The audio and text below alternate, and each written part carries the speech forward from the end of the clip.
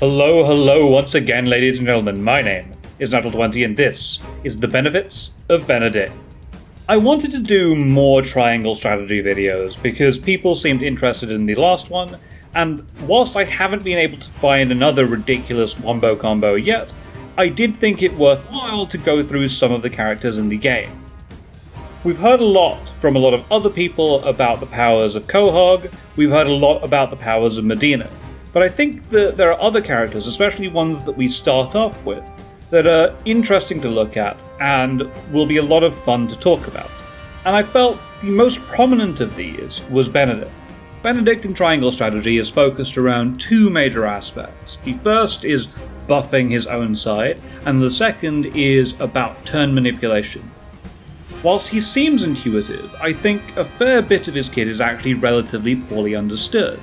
And this isn't the fault of the players, it's the fault of the game for not explaining what certain abilities do in enough detail. So with that in mind, I'm going to look at three major aspects. The first is going to be about his buffs, the second will be about his defenses, and the third will be about his turn manipulation.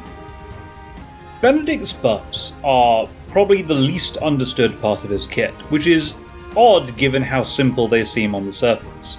Raging Beast improves strength and magic attack, Bulwark improves an ally's physical defense and magic defense, and Bird of Prey raises an ally's movement and jump. The most important thing to understand about all of these buffs is that they are all static values. They do not change for the entire game. So you can see me here in this example casting Raging Beast on Serenoa, and you'll note that my strength only increases by 2 points. This is despite the fact that my Serenoa is level 47 and my Benedict is something like level 46 in this clip. As you might imagine, this has significant implications on how you use these buffs from Benedict, which is to say that at early levels, where Serenoa is on a base strength of around 10, Raging Beast is a 20% buff overall to his power. But deeper into the game, when we've got Serenoa on 50 strength, for example, on a very practical level, this means that by the time that you get to the mid-game of Triangle Strategy, using any of the static buffs to stats is not going to be worth your time. Benedict would be much better served using a healing pellet, for example, rather than using his buffs and saving TP for later. The only buff that stands the test of time is Bird of Prey, because this improves movement and jump, and these values remain static for the entire game, meaning that buff retains its value for the entire game as well. Do note, I am assuming that every point of strength results in linear scaling. If strength is non-linear in the way that it affects damage, then Benedict's buffs might be significantly better than I'm rating them. However, experimentation indicates that that's not the case, and I'd love to be corrected, because if someone can actually find out how the damage formulae work in this game, I would be all ears. I've seen a lot of chatter suggesting that Benedict wants to be casting these buffs every single turn. I would strongly suggest that you just don't cast them at all, really. Benedict's defenses are a thing that creep up on you. He has surprisingly high magical defense and excellent physical defense, rivaling that of the major tanks within the game. Additionally, at veteran rank, Benedict is immune to status effects, and with an upgrade to his weapon, is able to shield all his allies from damage for a single turn. Again, the utility of this is relatively limited. Benedict doesn't want to be walking into enemies and hitting them, but it does make him good at protecting your back line by standing him in front of enemies that otherwise might get to your squishy casters. Thirdly, and I think most importantly, I want to talk about his turn manipulation. Benedict has two major skills that affect this. The first is Now, which moves an ally's turn to directly after your own, and then he has something called Twofold Turn, which grants an ally the chance to act twice on their next turn. Both of these abilities cost 3 TP, and so I feel a comparative between them is apt, because this is the comparative you're going to be making with Benedict for most of the game. If we look at pure damage, coming from a character performing a normal attack, Now will cause less damage over time than Twofold Turn. The perfect Now results in a character whose turn was just before Benedict's, coming just after Benedict's turn.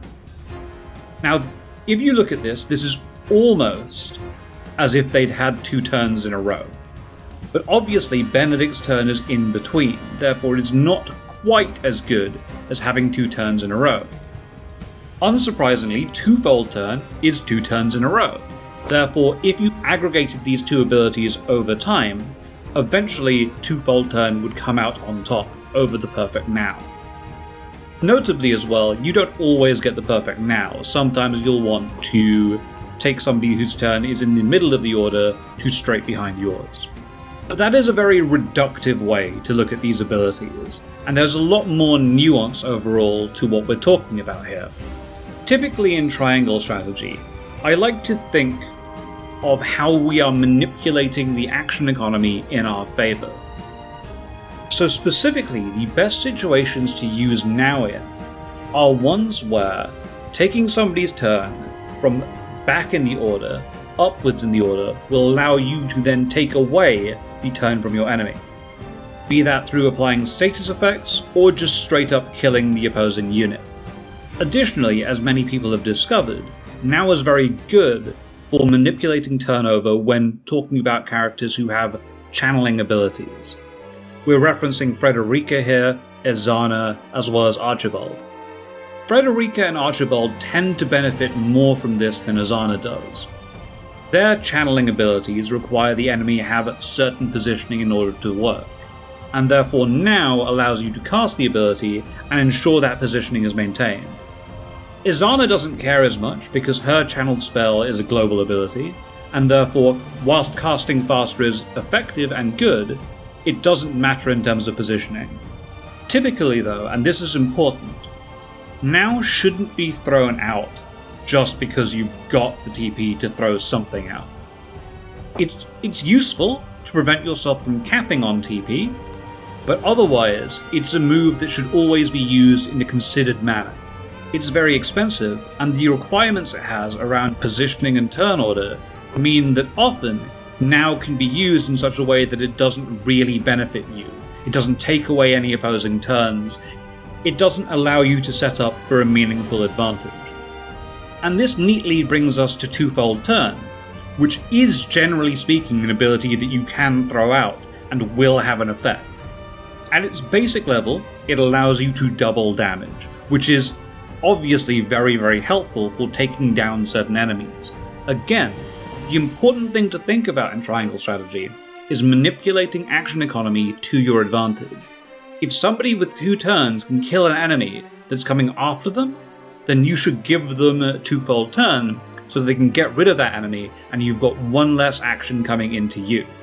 But additionally, Twofold Turn can be used for significant efficiency gains from certain characters. It's somewhat apropos that Benedict works incredibly well with his adopted daughter Anna. Twofold Turn, combined with her innate ability to act twice, allows Anna to effectively get 4 actions in 1 turn. This is crucial because if Anna needs to re-stealth at the end of her turn, it changes the number of attacks that she can get down before she re-stealths. Consider, absent Twofold Turn, Anna attacks once and re-stealths. On the next turn she attacks again and then re-stealths again. 2 full actions across 2 full turns has cost her 4 TP because of a need to get back in concealment after her actions have gone off.